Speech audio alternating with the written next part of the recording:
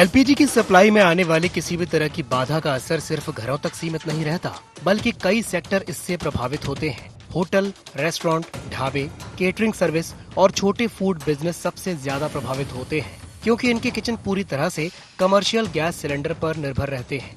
तो वहीं ये भी कहा जा रहा है कि अगर सप्लाई में लंबे समय तक बाधा आती है तो हॉस्पिटैलिटी सेक्टर, छोटे उद्योग, फूड सर्विसेज और केटरिंग कारोबार पर सीधा असर पड़ सकता है। इसलिए विपक्ष ने विधानसभा में गैस की किल्लत पर स्थगन प्रस्ताव पेश करके इस पर चर्चा कराने की मांग की। विपक्ष का आरोप है कि कई जिलों में सिलेंडर की सप्लाई प्रभावित हो रही है और आम उपभोक्ताओं को समय पर गैस नहीं मिल पा रही है। ऐसे में बढ़ती महंगाई और सप्लाई की समस्या सीधे तौर पर आम लोगों की रसोई पर असर डाल रही है। गैस की किल्लत पर विधानसभा में हंगामा, विपक्ष ने स्थगन प्रस्ताव पेश किया। रसोई से लेकर कारोबार हो रहे प्रभावित, होटल, ढाबे और फूड सेक्टर भी प्रभावित। सिलेंडर की महंगाई से आमजन परेशान। विपक्ष ने चर्चा कराने की उठाई मांग। सत्ता पक्ष ने केंद्र सरकार को जिम्मेदार बताया। विपक्ष ने सदन में तीखा विरोध जताया। मुख्यमंत्री के बयान पर उठे सवाल। स्थगन प्रस्ताव पर नारेबाजी। बढ़ती हुई महंगाई, गैस सिलेंडर महंगा हो रही है और हमारे उपभोक्ताएं जो घर में सिलेंडर की कमी हो रही है, वैसी अभी होटलों में भी कमी आ रही है। यहाँ पे होटल, रेस्टोरेंट सब बंद होने के कगार में है। इसलिए हमारे नेता प्रतिपक्ष आज स्थगन लाए थे, परंतु ये सरकार स्वीकार नहीं कर रही है, क्योंकि ये भाजपा की सरकार, विष्णुदेव की सरकार हमेशा महिलाओं का विरोधी सरकार है, क्योंकि ज्यादातर गृहिणियों को इसकी परेशानी होती है। तो वहीं इस मुद्दे पर सत्ता पक्ष ने आपत्ति जताते हुए कहा कि गैस सिलेंडर और उसकी कीमतें केंद्र सरकार के अधिकार क्षेत्र का विषय है, इसलिए विधानसभा में इस पर चर्चा नहीं हो सकती। इस पर विपक्ष ने कड़ा विरोध जताया। कांग्रेस विधायक उमेश पटेल ने सवाल उठाया कि जब मुख्यमंत्री का बयान गैस को लेकर सदन में आ सकता है, तो इस मुद्दे पर चर्चा क्यों नहीं हो सकती। हालांकि सदन में इस स्थगन पर चर्चा नहीं हुई, मगर बीजेपी नेताओं ने यह आश्वासन दिया है कि एलपीजी सिलेंडर को लेकर छत्तीसगढ़ में स्थिति नियंत्रण में है। घरेलू गैस की कहीं पर कोई समस्या नहीं, सरकार उसकी पूरी तरीके से मॉनिटरिंग कर रही है, पूरी आपूर्ति बेहतर तरीके से हो रही है। विपक्ष के पास में कोई मुद्दा नहीं है, इसके कारण से वो इस तरीके के मुद्दे को ला करके पूरे सदन को गुमराह करने की कोशिश कर रहे हैं, पूरे प्रदेश को आंदोलित करने की कोशिश कर रहे हैं। इनको बात रखनी है तो वहां पर केंद्र पे बात रखनी चाहिए। अभी सदन भी चल रहा है कि ये राज्य का मामला बिल्कुल नहीं है, ये बिल्कुल स्पष्ट है। इस मुद्दे को लेकर के कहीं न कहीं से हमारे छत्तीसगढ़ के लोगों को गुमराह करने की कोशिश कर रहे हैं, लेकिन उनके मंसूबे सफल नहीं होंगे, क्योंकि राज्य सरकार ने हर संभव इसमें कार्य किया है। स्थगन प्रस्ताव को लेकर पक्ष और विपक्ष के बीच तीखी नारेबाजी और हंगामे के चलते सदन का माहौल गर्मा गया। लगातार हंगामे के बीच विधानसभा अध्यक्ष को कार्यवाही 5 मिनट के लिए स्थगित करनी पड़ी। गैस सप्लाई और महंगाई का मुद्दा अब राजनीतिक बहस का बड़ा विषय बनता जा रहा है, लेकिन सबसे बड़ा सवाल तो यही है कि अगर सप्लाई में समस्या बनी रही तो इसका असर आम लोगों की रसोई से लेकर कारोबार तक कितना गहरा होगा, ये तो आने वाला वक्त ही बताएगा। IND 24 के लिए रायपुर से अद्वैत नाइक की रिपोर्ट।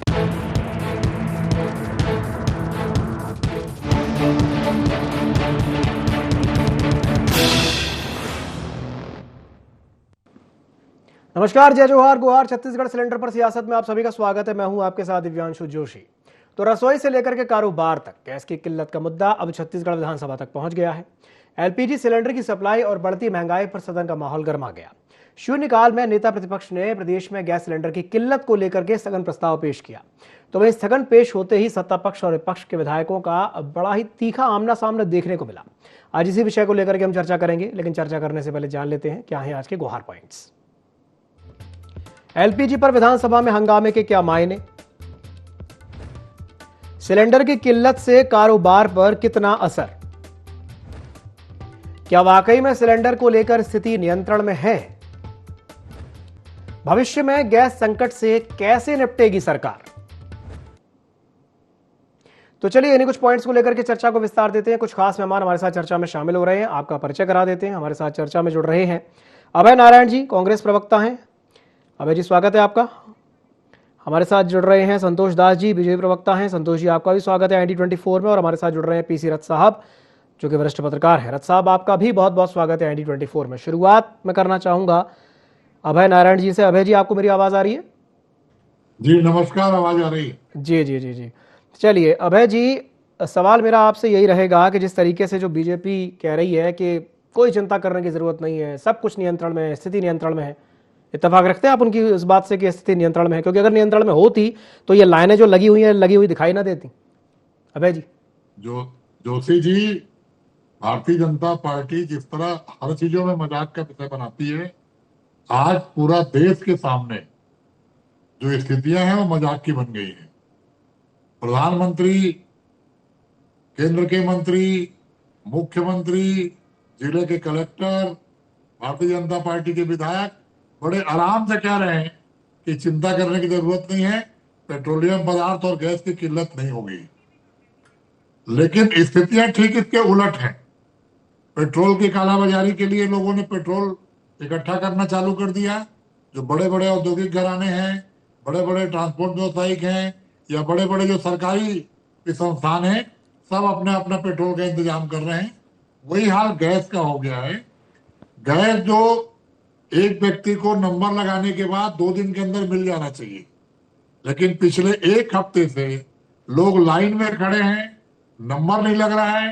नंबर लग रहा है तो गैस नहीं मिल रही है, लेकिन अगर आपको 2000 रुपए में सिलेंडर चाहिए तो तत्काल मिल जाएगी। तो जनता को इन्होंने तो खड़ा कर दिया लाइन में और बयानबाजी का काम कर रहे हैं।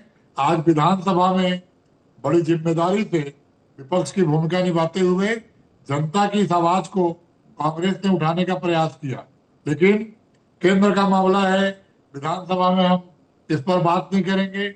लेकिन मुख्यमंत्री बयान देंगे विधानसभा में, मंत्री देंगे बयान विधानसभा में, लेकिन इस पर चर्चा नहीं होगी। अगर चर्चा होती तो मुख्यमंत्री जी को आज बताना चाहिए था, या संबंधित मंत्री को, कि छत्तीसगढ़ में क्या खपत है और कितना स्टॉक है और कितने महीने या कितने दिन तक अगर गैस सप्लाई नहीं भी होगी तो हमारी क्या स्थिति बनेगी। तो ये जो असमंजस की स्थिति जनता की है वो समाप्त हो जाती अगर स्टॉक बता दिया जाता। तो केंद्र में आज लोकसभा में राहुल जी ने प्रश्न उठाने की कोशिश की, लेकिन वही रवैया वहां भी स्पीकर का, वही रवैया वहां के मंत्रियों का कि उस विषय में बात नहीं होगी। पर्याप्त भंडारण है। आप देखिए कि जो भारत देश का कहीं युद्ध नहीं हो रहा है, भारत का इस युद्ध से कोई लेना देना नहीं है, दूसरे देश लड़ रहे हैं, लेकिन पूरी की पूरी प्रभावित भारत की गैस और पेट्रोलियम हो रही है। और यही है 2047 का विकसित भारत के बात करने वालों की सच्चाई, यही है भविष्य की भारत की बात करने वालों की सच्चाई। अब ट्रंप जी बताएंगे, प्रतिक्रिया ले लेते हैं। ट्रंप जी बताएंगे कि गैस कब से मिलेगा। ठीक है ठीक है ठीक है।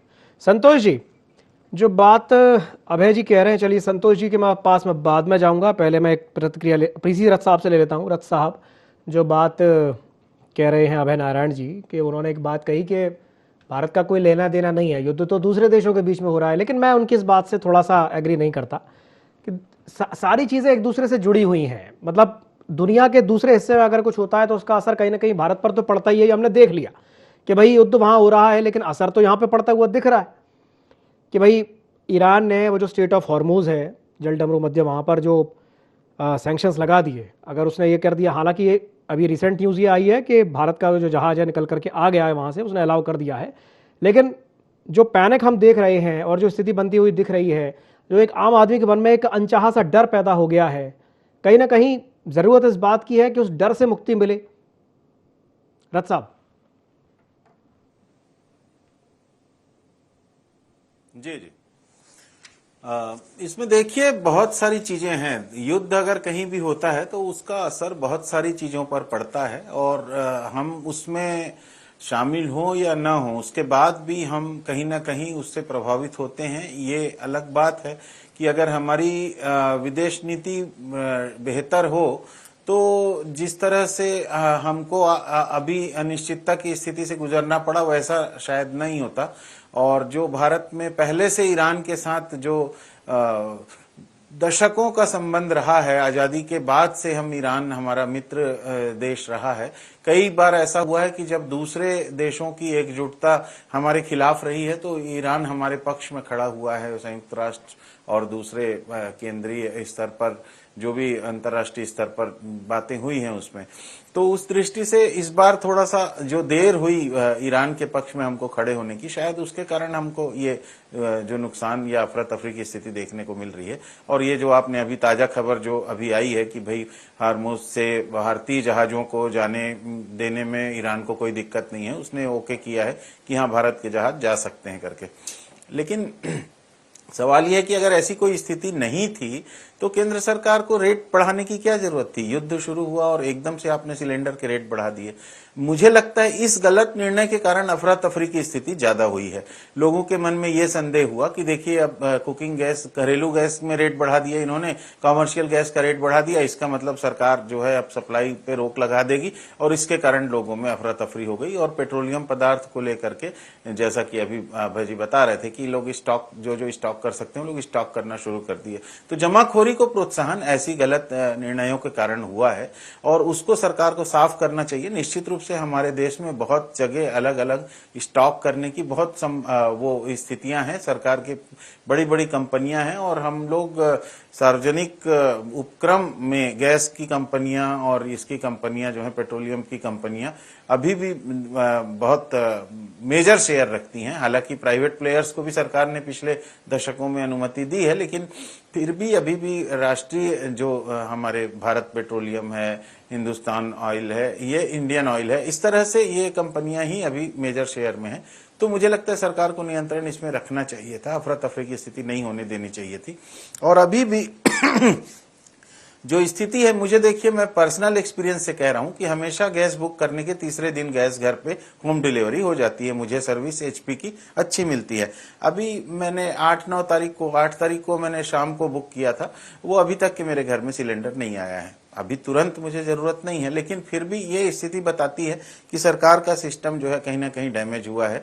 और इसके बावजूद कि डीलर एसोसिएशन आकर के एक साथ बयान जारी कर रहे हैं कि होली के कारण 2-3 दिन की परेशानी हुई, लेकिन होली तो 4 तारीख को थी, उसकी परेशानियां तो 8 तारीख तक खत्म हो जानी चाहिए थी। लेकिन उसके बाद भी अगर डिस्ट्रीब्यूशन नेटवर्क प्रभावित हुआ है तो लोगों में अफरा तफरी होने की संभावना जो है, आशंका रहेगी, उसको दूर किया जाना चाहिए। और कहीं ना कहीं जमाखोरी हो रही है, कहीं ना कहीं उस तरह से उसको सरकार को रोकना चाहिए। अब दूसरा सवाल होता है कि हमारे जो प्रशासन की अब क्या योजना है।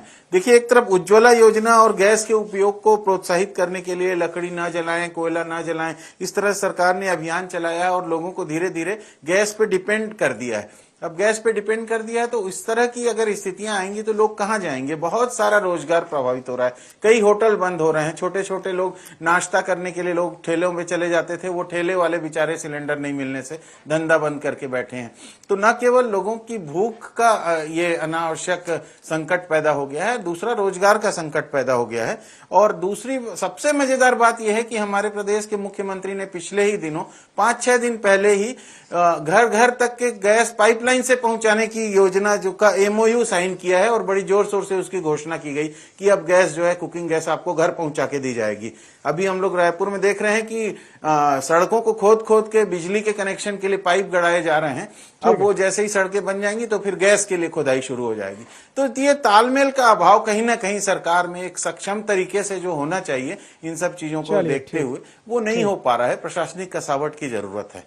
जी, प्रशासनिक कसावट की जरूरत है, बिल्कुल सही कहा आपने। देखिए, मेरी चिंता है कि ये भी है रथ साहब और अभय नारायण जी, आपको भी मैं यही बात बोलूंगा कि आपने कहा था ना कि जैसे वही सारी चीज़ एक दूसरे से कनेक्टेड है। आपने कहा कि वो जो छोटे ठेले वाले हैं, रेडी वाले हैं, बेचारे अब वो गैस सिलेंडर के अभाव में अपना बिजनेस बेचारे बंद करके बैठे हैं। अब जो व्यक्ति अपना बिजनेस बंद करके बैठा हुआ है, क्या वो बैठा ही रहेगा? वो बैठेगा तो नहीं। हो सकता है, इसकी पूरी संभावना है कि वो हो सकता है गलत रास्ते पे चले जाए, हो सकता है वो क्राइम करने लगे, हो सकता है कि वो छीना झपटी करने लगे। भाई, चीज़ें एक दूसरे से इंटरलिंक्ड है, चीज़ें एक दूसरे से जुड़ी हुई हैं। अगर लोगों को सिलेंडर नहीं मिलेगा और लोग अपना पेट, अपनी जो क्षुधा निवृत्ति है या जो जिसको भूख कहते हैं, भूख को शांत करने के लिए कुछ तो करेगा ना आदमी, खाली तो बैठेगा नहीं। तो कहीं ना कहीं इसका डायरेक्ट कनेक्शन क्राइम से भी है, उससे क्राइम भी बढ़ेगा, वो एक और सरदर्द पैदा करेगा। अभय नारायण जी, क्या कहेंगे इस पर? निश्चित रूप से सारी चीजें समाज में जो से जुड़ी हुई हैं। शादियों का सीजन है जी, बड़ी संख्या में लोग शादियों के लिए बुकिंग कर चुके हैं। अब अगर गैस नहीं मिलेगी तो कैटरिंग सुविधा नहीं मिलेगी, कैटरिंग सुविधा नहीं मिलेगी तो शादी ब्याह कैसे होंगे। दूसरी बात, जो जितने हमारे कस्बे, कस्बाई शहर, और कस्बाई इलाके के हम लोग हैं कि चाट, गुपचुप, तमाम तरह के जो छोटे ठेले वाले हैं, पाव भाजी से लेके चाइनीज भोजन तक, सारी चीजें तो गैस पे निर्भर है। आपने कहा कि लकड़ी पे प्रतिबंध की बात हमने की, लकड़ी जलाने के रोकने की बात हमने की। अब छत्तीसगढ़ में तो 2 रुपया किलो गोबर बिकता था, कंडे बनते थे, कंडे भी सब यहाँ बनने बंद हो गए, तो गोबर का उपयोग भी धीरे धीरे धीरे लोगों ने छोड़ दिया। तो आज स्थितियां ये हैं कि गैस के अलावा वैकल्पिक कोई ऊर्जा का साधन हमारे पास बिल्कुल नहीं है, जिसपे सरकार ने ध्यान नहीं दिया। दूसरी बात जो मैंने कहा था कि हमको कोई लेना, हमारा डायरेक्ट युद्ध में नहीं है। अगर हम डायरेक्ट युद्ध में चले जाए, ऐसी परिस्थितियां आ जाए, तो हमारा क्या होगा, मेरी चिंता ये थी। और अभी रथ साहब ने कहा है ईरान की बात कि विदेश नीति की विफलता है कि एक राष्ट्राध्यक्ष के मारे जाने के बाद भी हम शोक व्यक्त भी नहीं कर सके। इतने दिनों का संबंध हमने अमेरिका के डर से त्याग दिया। तो अमेरिका ट्रेड डील का प्रभाव तो था ही, उसके बाद ये युद्ध का प्रभाव, उधर रूस यूक्रेन लड़ी रहे थे, इधर ये नए युद्ध चालू हो गए, और भारत कब कहा किसके साथ है पता नहीं है, हमारी नीति क्या है ये पता नहीं है। दूसरी चीज, हम इतने भी आत्मनिर्भर नहीं हुए हैं। आत्मनिर्भर भारत की बात की जाती है, हम इतने भी आत्मनिर्भर नहीं है कि 2 महीना, 4 महीना, 5 महीना का स्टॉक भी हमारे पास नहीं है। 2 दिन के युद्ध में रेट बढ़ा दिए गए। रेट बढ़ाना ही निश्चित रूप से बहुत बड़ा असमंजस का कारण बना, और काला बाजारी को सरकार रोकने में पूरी तरह विफल है, या सरकार का संरक्षण है। चलिए ठीक है। संतोष जी, क्या आपको मेरी आवाज आ रही है? संतोष जी, क्या आप मुझे सुन पा रहे हैं? चलिए, संतोष जी से हमारा संपर्क अभी नहीं हो पाया है। रथ साहब के पास मैं वापस से जाना चाहूंगा। रथ साहब, जो बात अभय नारायण जी कह रहे हैं कि कहीं ना कहीं नीति की विफलता, वो नीति की विफलता कह रहे हैं कि नीति की विफलता का ये असर है कि आज हम चाहे भोपाल की बात करें, चाहे रायपुर की बात करें, चाहे अहमदाबाद की बात करें, चाहे लखनऊ की बात करें, अलग अलग शहरों में हमें समान तस्वीरें, एक जैसी तस्वीरें दिख रही हैं कि लोग बेचारे लाइन में खड़े हुए हैं, सिलेंडर लेकर के परेशान हो रहे हैं, बल्क में बुकिंग्स हो रही हैं, पैनिक बुकिंग्स हो रही हैं, जिसका अलग असर पड़ रहा है। और प्रशासन बार बार ये अपील कर रहा है कि नहीं भैया, परेशान होने की जरूरत नहीं है, पर्याप्त स्टॉक है, लेकिन फिर भी लोग परेशान तो हो ही रहे हैं। रथ साहब। जी जी जी, तो ये कुल मिलाकर के पूरा मामला जो है परिस्थितियों को सही ढंग से हैंडल नहीं करने का ही है। अभी देखिए 9 तारीख को सरकार का गजट में प्रकाशन हुआ। 9 तारीख को, अभी 9 मार्च को सरकार ने गजट का प्रकाशन किया कि डिस्ट्रीब्यूशन की ये पद्धतियां रहेंगी, इसमें ये चीजें होंगी, घरेलू उपभोक्ताओं को प्राथमिकता दी जाएगी। ऐसा पूरा 3 पेज का हिंदी में, 3 पेज का इंग्लिश में सरकारी गजट में आज देख रहा था। तो मुझे लगता है जब ऐसी कोई स्थिति नहीं थी, हम युद्ध में, हमको उस तरह से गैस के संकट की स्थिति नहीं थी, जैसा कि सरकार बोल रही है सब कुछ नियंत्रण में है, तो क्यों ऐसा हुआ कि सरकार को गजट नोटिफिकेशन जारी करना पड़ा? ये सारी चीजें हैं कहीं ना कहीं छुपाने, लोगों को जानकारी से वंचित रखने का मामला है। कहीं ना कहीं कोई चीज ऐसी कर रही है सरकार जिससे आगे चल के उपभोक्ताओं में एक तरह से बेचैनी की स्थिति आई, और जिसके कारण ये अफरा तफरी और लोग जो है परेशान हुए। ये देखिए कि सरकार का काम होता है लोगों को एक शांतिपूर्ण वातावरण, एक सभी चीजों की सप्लाई निरंतरता रहेगी, ये सुनिश्चित करने के लिए इतने सारे डिपार्टमेंट हैं, खाद्य विभाग है, कलेक्टर हैं, तमाम सारे लोग हैं जो इसी चीज को सुनिश्चित करने के लिए अमला तैनात किया जाता है। लेकिन क्या कारण है कि सरकार इन चीजों को सही ढंग से मैनेज नहीं कर पा रही है, तो इसी के कारण ये परेशानियां हो रही हैं। देखिए अभी अयोध्या में मंदिर की बात की जा रही है कि 7-8 साल से वहां पर रेगुलर चल रही थी रसोई, वो राम रसोई बंद करनी पड़ी वहां पर। तो जब सरकार की केंद्र बिंदु, आस्था का केंद्र बिंदु बना करके चल रहे हैं अयोध्या के लिए, लोगों को हर जिले से यात्राओं पे ले जाया जा रहा है, सरकारी तौर पे आयोजन किए जा रहे हैं। अभी आसाराम बापू भी वीवीआईपी तरीके से वहां पर दर्शन कराए, ये खबरें भी आज हमने देखी। तो पेरोल पे छूटे हुए हैं वो, और इस तरह से चल रहा है सब कुछ।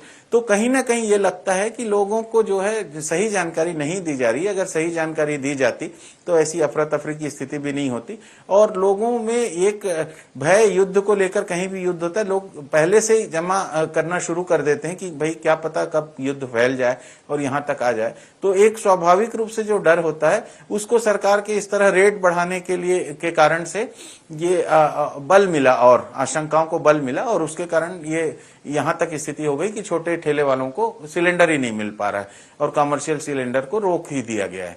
तो ये स्थिति चिंताजनक है, इस पे सुधार होना चाहिए। बिल्कुल सही कहा आपने, स्थिति चिंताजनक है ही है। और देखिए, ऐसी स्थिति ऐसा नहीं कि हम पहली बार देख रहे हैं, कोरोना काल में भी हमने सेम यही स्थिति देखी थी।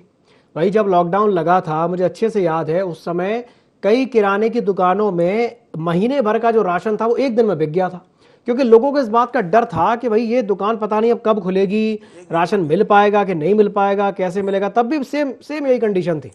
अभय नारायण जी, मैं आपसे यही कहूंगा कि यही इस सूत्र में देख सकते हैं कि तब भी तैयारी नहीं थी और अभी भी तैयारी लगभग नहीं है, ये कहा जा सकता है। अभय नारायण जी, आप भी तैयारी नहीं। जी जी जी, बिल्कुल जी। अभय जी, तो हम तो ये अपील करें कि जनता भी थोड़ी धैर्यता रखे, हम लोग को भी धैर्य रखना चाहिए, क्योंकि अगर सरकार कह रही है, सरकार के ऊपर विश्वास हो ना हो, असमंजस सरकार की नीतियों के कारण पैदा हुआ है, लेकिन हम कितना सहयोग कर सकते हैं। तो हम सबको भी अपील करना चाहिए कि हम बहुत ज्यादा उतावले ना हो, हम इंतजार करें। लेकिन क्या ना, कुछ नीतियां इतनी गफलत में हुई, और आज भी देखिए कि भारतीय जनता पार्टी और उसकी सरकार, पार्टी स्तर पर भी मैं बात करूंगा कि भारतीय जनता पार्टी का कोई बयान नहीं, भारतीय जनता पार्टी इस पर कोई विचार नहीं दे रही है। और सरकार की जो स्थिति है कि सरकार पश्चिम बंगाल की चिंता कर रही है, सरकार होने वाले असम के चुनाव की चिंता कर रही है, हमारे लोकसभा के स्पीकर कैसे अपनी कुर्सी पर बने रहे उसके लिए बात कर रही है, लेकिन गैस के लिए बात करने की आवश्यकता महसूस नहीं हो रही है। दूसरा जो संकट उत्पन्न हुआ है, अंतर्राष्ट्रीय संकट है, ये सर्वदलीय बातें होनी चाहिए, सर्वदलीय बैठकें होनी चाहिए, सर्वदलीय लोगों को अपील करना चाहिए। ये प्रयास भी सरकार नहीं कर रही है। सरकार तो अपने मस्त है और जनता इसके लिए त्रस्त है। तो आज आरोप लगाने का कोई अवसर नहीं है, लेकिन जो स्थितियां पैदा हो गई उनको अगर नहीं रोका गया तो एक हफ्ते में बहुत भयानक स्थिति होने वाली है। उद्योगों की गैस सप्लाई बंद है, कमर्शियल गैस सप्लाई के रेट इतने बढ़ा दिए गए कि ब्लैक में भी आदमी नहीं खरीद सकता, सारे छोटे छोटे काम धंधे वालों का काम बंद है। और अब तो हमको चिंता, देखिए हम लोग बहुत जनरल, हम राशन भी एक महीने का भरते हैं। सामान्य स्थिति में हम प्रयास करते हैं कि कपड़ा साल भर का हो, सारी व्यवस्थाएं हमारी साल भर की हो, कार्यक्रम हम साल भर के बनाते हैं। तो हम, हमारी एक प्रवृत्ति है भारत की ये कि हम अपनी व्यवस्था को एडवांस में रखते हैं, और जब संकट आ जाए तो 2 की जगह 4 सिलेंडर घर में पड़ा रहे। और ब्रेक में आपको जितना चाहिए, आज आपको ब्रेक में 4 सिलेंडर चाहिए, वो 4 सिलेंडर मिल रहा है। ठीक है, ठीक है, नियम से जहां मिलना चाहिए वहां नहीं मिल रहा है। तो बिल्कुल सही कहा आपने अभय जी। मैं बीच में आपको इंटरप्ट करना चाहूंगा। संतोष जी से हमारा संपर्क एक बार फिर से हो गया है। मैं चाहूंगा कि एक बार संतोष जी की टिप्पणी ले ली जाए। संतोष जी, आपको मेरी आवाज आ रही है? जी आ रही है। जी, संतोष जी, बड़ा सवाल यही है कि भाई ऐसी स्थिति कैसे निर्मित हो गई है कि भाई हम देख रहे हैं कि लोगों की लाइनें लगी हुई हैं और आप कह रहे हैं कि नहीं परेशान होने की जरूरत नहीं है, एकदम निश्चिंत रहें, पर्याप्त स्टॉक है, उसके बाद भी ये जो स्थिति देख रहे हैं हम लोग, ये मतलब क्या क्या कहेंगे इस पर संतोष जी? पहले तो IND24 के सभी दर्शकों को नमस्कार और अभय जी सहित सभी पैनलिस्ट को नमस्कार है। देखिए, जो ये स्थिति जो कांग्रेस कह रही है और कहने का प्रयास कर रही है कि किसी तरीके से पब्लिक पैनिक हो जाए और अफरा तफरी हो जाए और गैस की मारामारी हो गई है, लोग जमाखोर एक्टिव हो जाए और किसी तरीके से किल्लत हो जाए। ये देखिए, कांग्रेस की पुरानी आदत है ऐसा करने की, और ये केवल छत्तीसगढ़ स्तर पे ही नहीं, ये तो राष्ट्रीय स्तर पे भी ये ऐसा करते हैं।